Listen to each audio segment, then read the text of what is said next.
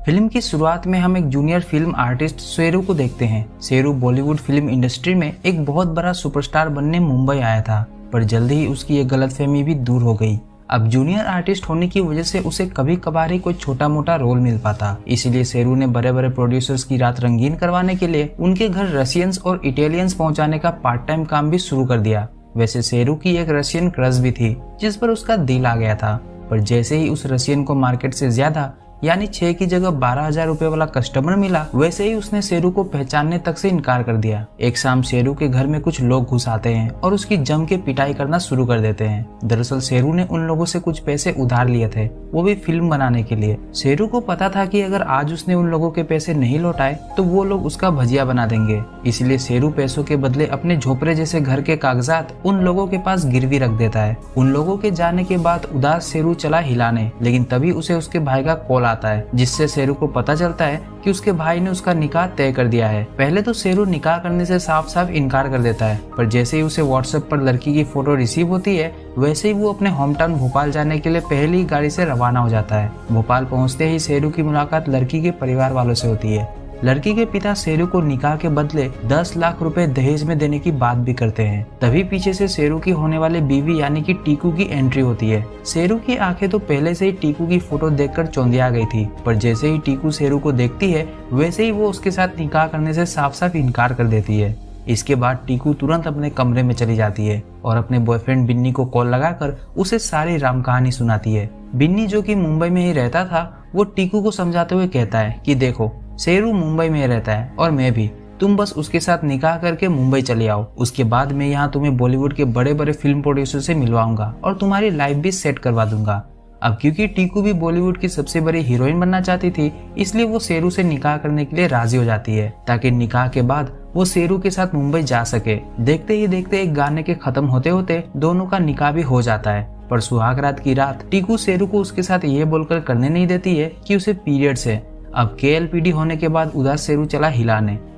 कुछ दिनों बाद दोनों मुंबई जाने के लिए रवाना हो जाते हैं। वैसे टीकू के भाई को ये समझ नहीं आ रहा था कि टीकू अचानक निकाह के लिए राजी कैसे हो गई। उसे दाल में कुछ काला लग रहा था, इसलिए उसने टीकू के साथ उसकी बहन सना को भी उस पर नजर रखने के लिए मुंबई भेज दिया था।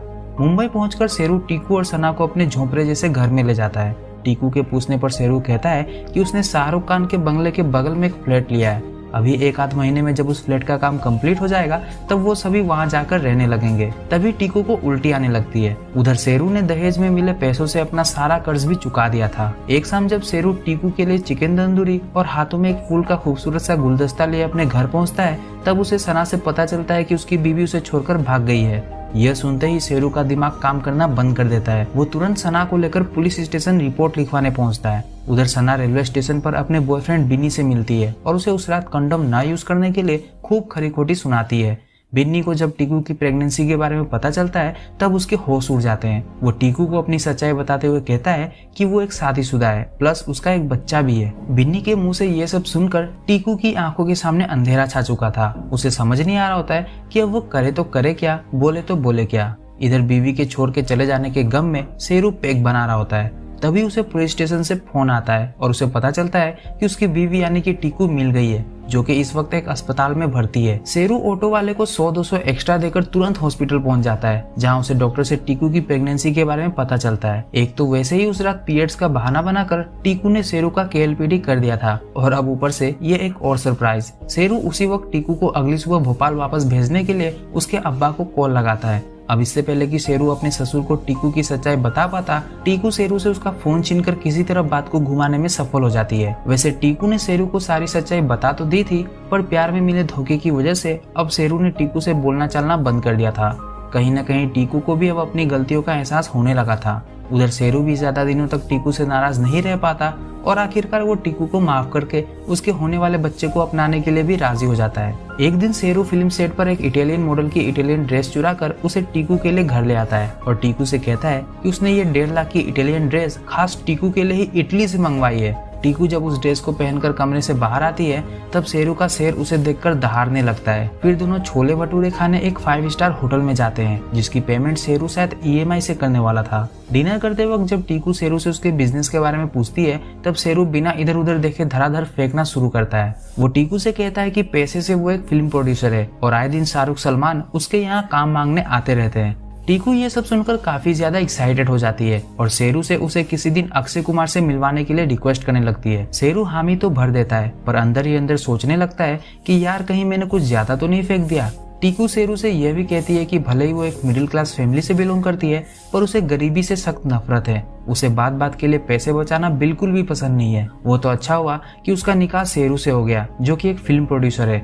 यह सुनकर शेरू की हवा निकल जाती है। उसे पता था कि अगर उसे टीकू को खुश रखना है तो उसे दबाकर पैसे भी कमाने होंगे, इसलिए वो 2 नंबर का धंधा करना शुरू कर देता है। अब 2 नंबर वाले धंधे में भले ही शेरू ने जमकर पैसे कमाए पर एक न एक दिन सबका नंबर आता ही है। वैसे ही एक दिन शेरू का नंबर भी लग ही जाता है और पुलिस वाले उसे पकड़कर जेल में बंद कर देते हैं। उधर टीकू को बच्चा भी हो गया था पर अब तक उसे शेरू की गिरफ्तारी के बारे में कुछ भी पता नहीं चल पाया। एक दिन टीकू अपने बच्चे को साथ लिए शेरू के दोस्त आनंद से मिलती है और तब उसे शेरू की सारी असलियत का पता चल जाता है। वो तुरंत शेरू से मिलने थाने जाती है और उसे जमकर सुनाती है। अब टीकू समझ चुकी थी कि अगर उसे मुंबई में अपना और अपने बच्चे का गुजारा करना है तो उसे कुछ न कुछ तो करना ही होगा। इसलिए वो काम ढूंढने एक फिल्म की शूटिंग सेट पर पहुंचती है पर वहाँ गेट पर मौजूद सिक्योरिटी गार्ड उसे अंदर घुसने भी नहीं देता।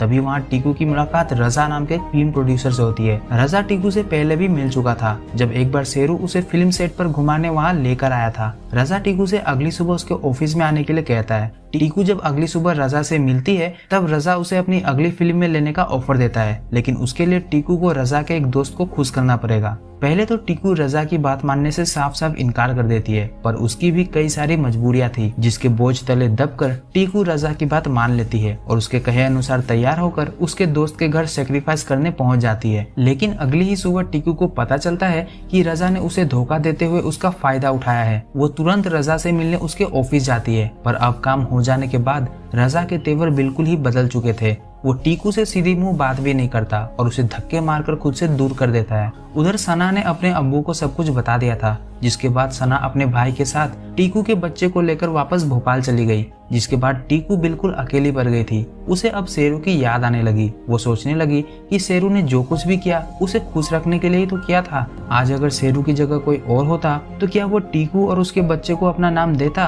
अब कोई और चारा ना बचा देख टीकू शेरू को जेल से बाहर निकलवाने के लिए शेरू के बॉस रिजवी साहब से मिलने उनके पास जाती है। रिजवी साहब टीकू से कहते हैं कि वो शेरू को जेल से बाहर तो निकलवा देंगे पर उसके बदले टीकू को उस रात पार्टी में आने वाले मेहमानों को खुश करना पड़ेगा। बेचारी टीकू के पास अब रिजवी साहब की बातों को मानने के अलावा और कोई दूसरा रास्ता भी नहीं था। उधर आनंद जो कि रिजवी साहब के लिए काम करता था वो शेरू के जेल से निकलते ही उससे मिलता है और उसे सारी कहानी विस्तार से सुनाता है। आनंद की बात सुनकर शेरू को टीकू के लिए बहुत ही बुरा लगता है। आखिर ये सब उसकी वजह से ही तो हो रहा था। अगर वो टीकू के सामने लंबी चौड़ी नहीं फेंकता तो आज उसे जेल नहीं जाना पड़ता। अगर वो जेल नहीं जाता तो आज टीकू को औरों के सामने अपने घुटने नहीं टेकने पड़ते। शेरू रजा और रिजवी साहब से बदला लेने की ठान लेता है। आनंद भी उसकी मदद करने के लिए तैयार हो गया था। फिर पार्टी वाली रात को जब टीकू रिजवी साहब और उनके मेहमानों को अपने जलवे दिखा रही थी तभी आनंद मेन लाइन काट देता है और अंधेरे का फायदा उठाते हुए शेरू और आनंद पार्टी में मौजूद रिजवी साहब और उनके सभी मेहमानों को गोलियों से भून डालता है। इस गोलीबारी में रजा भी नहीं बच पाता। शेरू भी टीकू को अपने साथ लेकर चुपके से वहाँ से कट लेता है और भगवान का शुक्र है कि यह बेहुदा फिल्म यहीं पर किसी तरह समाप्त हो जाती है।